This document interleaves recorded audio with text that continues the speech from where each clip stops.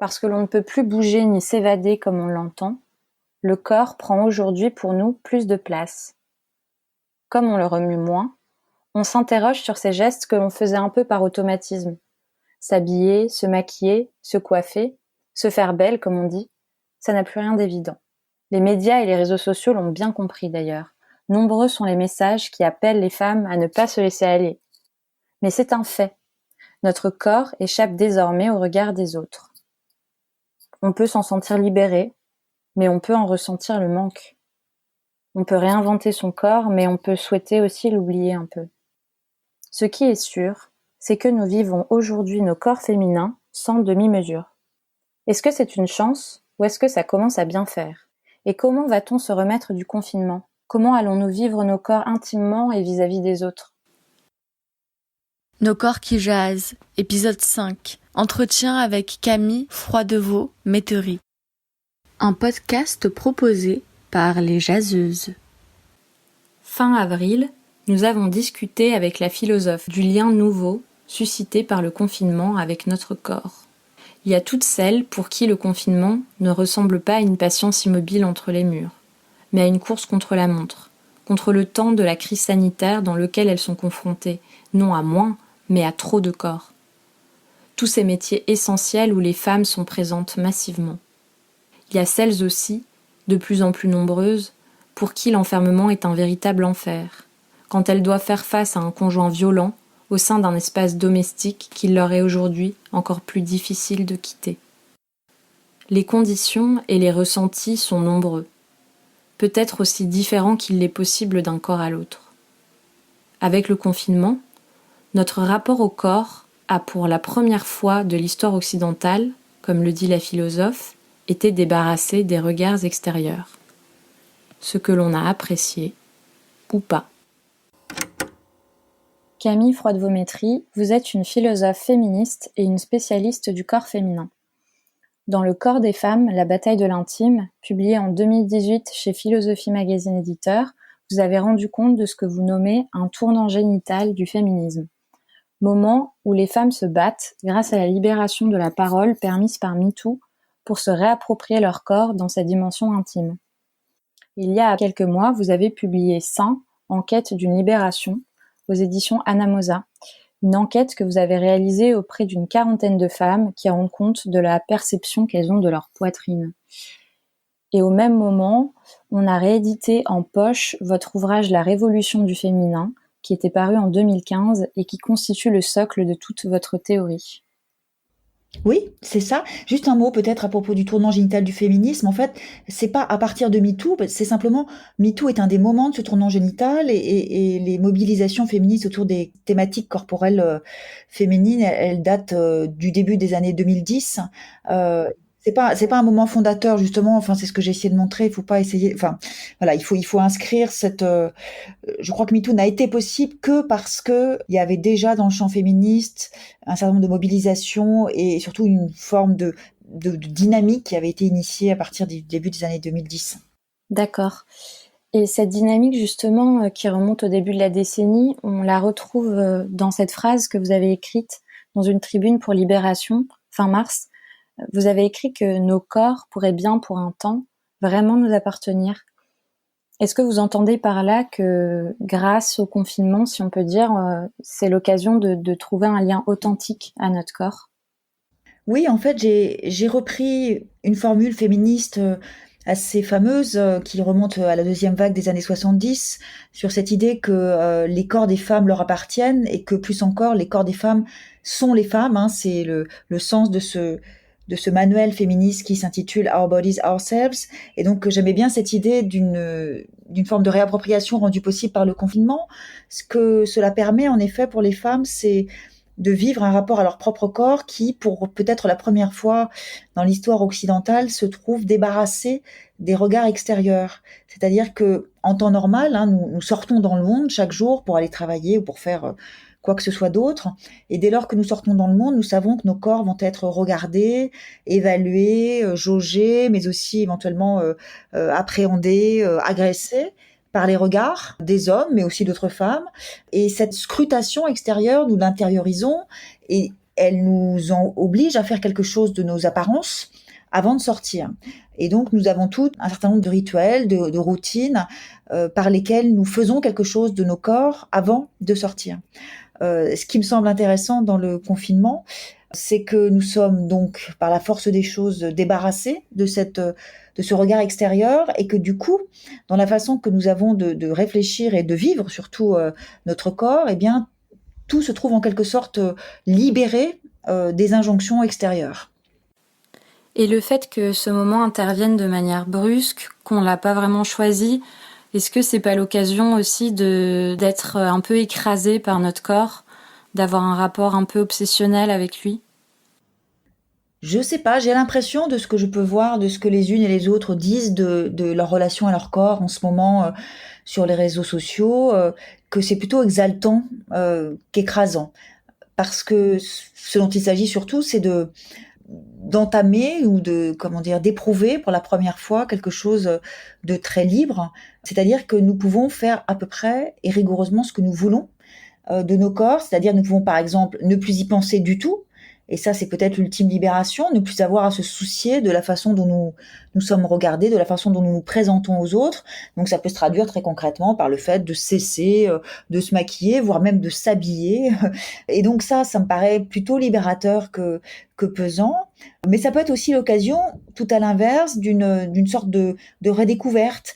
J'ai lu des choses assez jolies sur la façon dont les femmes pouvaient tout d'un coup se regarder à nouveau, découvrir des bouts de leur corps, prendre le temps de se regarder dans un miroir, par exemple, sous tous les angles, prendre le temps aussi de prendre soin de son corps, de faire des choses qu'on ne faisait pas avant parce qu'on n'en avait pas le temps, comme de se mettre de la crème, ou voilà, des choses comme ça. Et donc, enfin, voilà, je suis peut-être un petit peu optimiste, mais pour les femmes qui ont évidemment la chance de pouvoir vivre le confinement dans de bonnes conditions et qui sont notamment pas soumises à la présence permanente de quelqu'un près d'elles qui serait comme une menace, eh bien pour celles-là, je crois que ça peut être l'occasion d'une redécouverte et de quelque chose de relativement enivrant. Alors peut-être un peu vertigineux aussi, parce que de toute façon, effectivement, la liberté est vertigineuse, mais disons, c'est un vertige agréable. Et en même temps, c'est une liberté qui continue de batailler contre les discours sexistes dans les médias, sur les réseaux sociaux, avec toutes ces injonctions à continuer à se faire belle, à se maquiller, à s'épiler, à rester en forme. Comment vous expliquez que dans le temps du confinement, il y a eu cette brusque avalanche de discours sexistes, comme si on était un peu reparti dans le passé ? Je crois qu'on comprend ces réactions, effectivement, qui sont assez nombreuses sur les réseaux sociaux, si on réfléchit au fait que la liberté des femmes, relativement à ce qu'elles font de leur corps en période confinée, elle peut être dérangeante et elle peut même mettre en danger un certain nombre de personnes.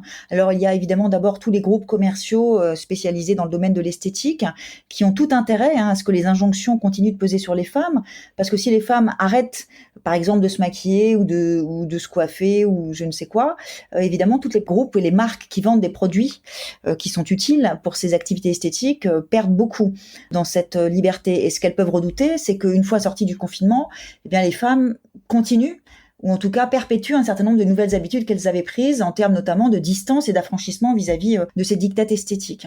Donc on voit bien par exemple comment dans les magazines féminins, qui sont, comme on le sait évidemment, le lieu principal des annonceurs de ces grands groupes du monde de la beauté, comment ces magazines féminins répercutent des thématiques complètement aberrantes du style comment bien se maquiller en portant un masque ou comment rester fine et ferme en période de confinement, etc., etc.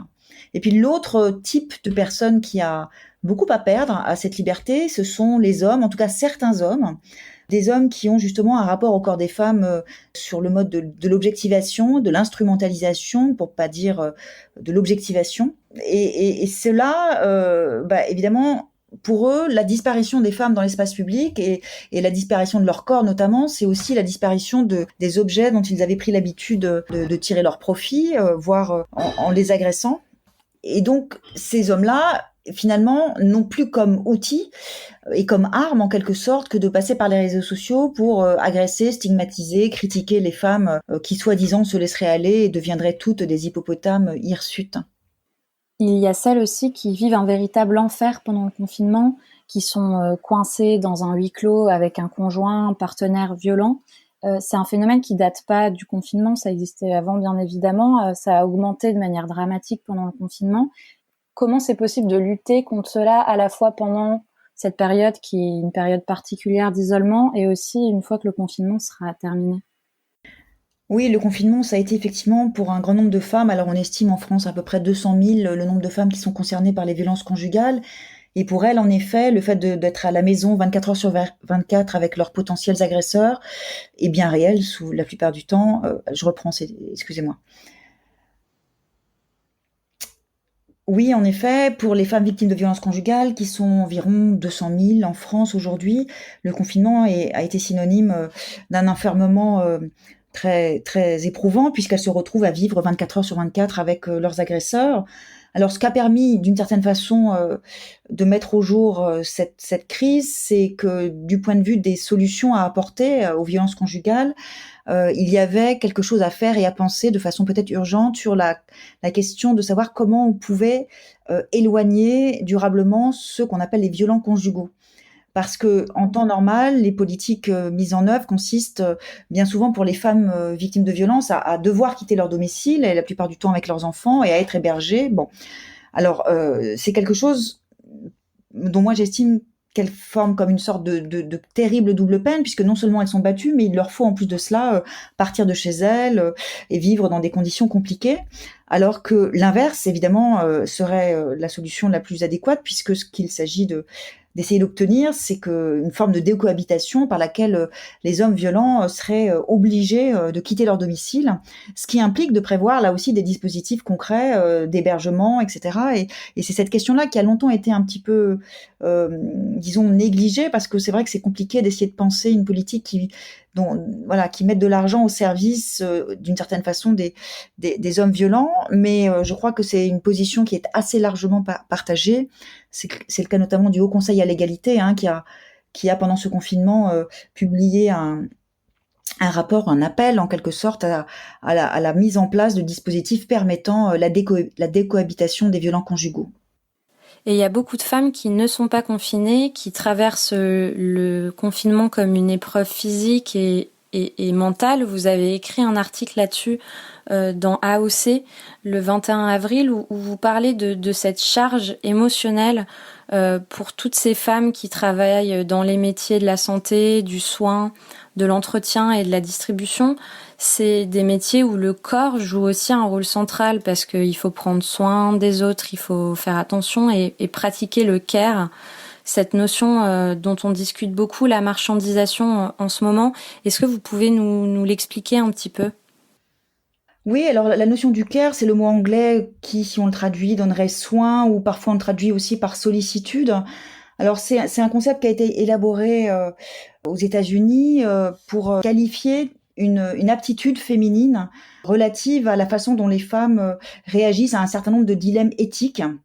C'est Carol Gilligan, la sociologue américaine, qui a forgé cette notion de l'éthique du care ou l'éthique de la sollicitude, et qui montre que par rapport à un certain nombre de situations dans la vie sociale et même privée, les femmes ont une façon d'agir, de réagir et même de penser qui est spécifique et qui les renvoie à cette aptitude qu'elles auraient du fait qu'elles sont de façon privilégiée, mais pour des raisons qui sont totalement socialement construites, mais néanmoins les femmes sont de façon privilégiée formées, socialisées pour prendre soin des autres. C'est-à-dire que notamment du fait de leur fonction maternelle, mais pas seulement, les femmes sont celles qui prennent soin des enfants, qui prennent soin des malades, qui prennent soin des personnes âgées.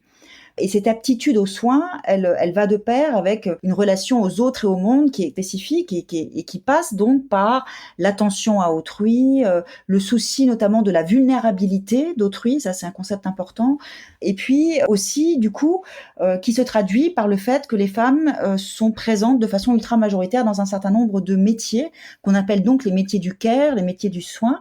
Alors c'est évidemment pas mal de métiers de la santé, comme aujourd'hui les infirmières ou les aides-soignantes, mais dans le soin plus généralement, on trouve aussi par exemple les auxiliaires de vie dans les EHPAD et les maisons de retraite, ou toutes celles qui assument ce qu'on appelle les services à la personne, qui s'occupent de personnes âgées ou qui sont assistantes maternelles par exemple. Et qu'est-ce qui fait que en même temps que ces métiers sont majoritairement occupés par les femmes, ils vont être aussi dévalorisés, peu reconnus dans notre société? Ce qu'il faut comprendre à propos de ces métiers du care, c'est qu'ils sont, du fait même qu'ils sont ultra féminisés, ils sont assez peu considérés et très mal rémunérés. Parce qu'on considère d'une certaine façon que, c'est dans la nature des femmes que de prendre soin des autres. Donc quand elles le font, elles n'ont pas besoin de compétences particulières, hein, d'une certaine façon, elles mettent leur aptitude aux soins au service des autres.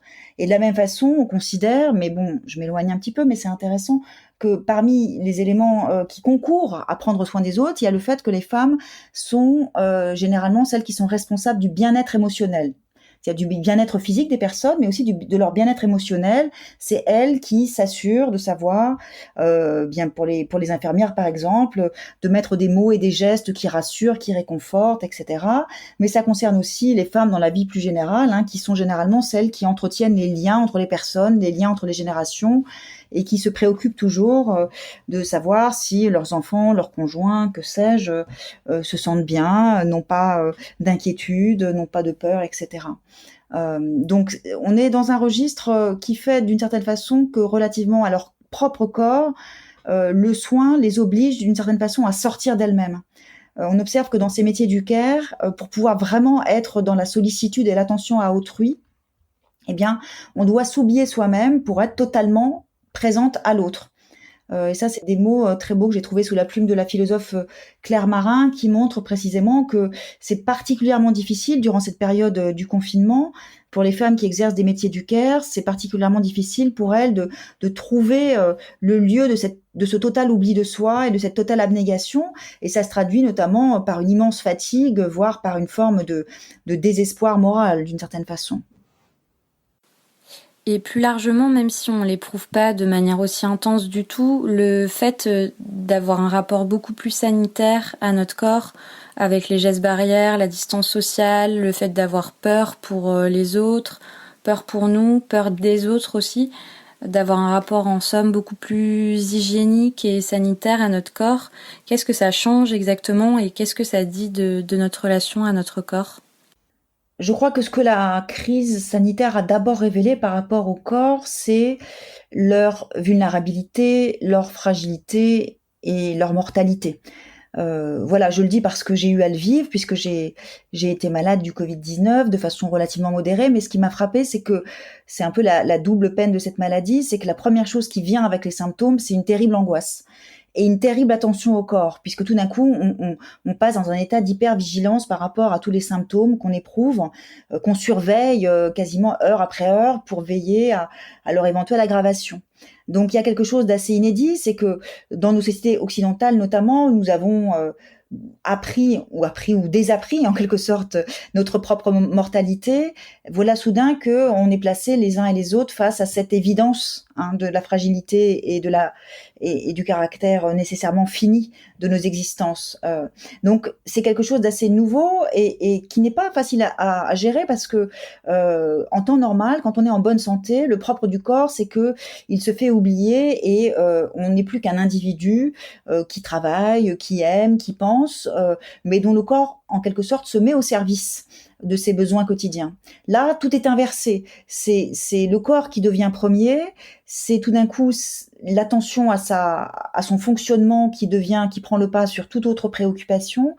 C'est un renversement, en quelque sorte, de nos priorités, dont on peut penser qu'il est positif, hein, puisque finalement, reprendre conscience de nos corps comme étant non pas des machines et des outils qui sont à notre service, mais comme étant faisant partie de notre existence, c'est-à-dire, bon, ça, c'est quelque chose qui est très important dans mon travail, cette réflexion phénoménologique qui fait du corps, non pas un outil, mais vraiment le lieu même, hein, de notre rapport à nous-mêmes, aux autres et au monde. Eh bien, d'une certaine façon, cette crise, elle met au jour cette dimension phénoménologique du corps comme étant le lieu même de notre identité, mais plus encore de notre identité, le lieu même de notre existence, de notre être.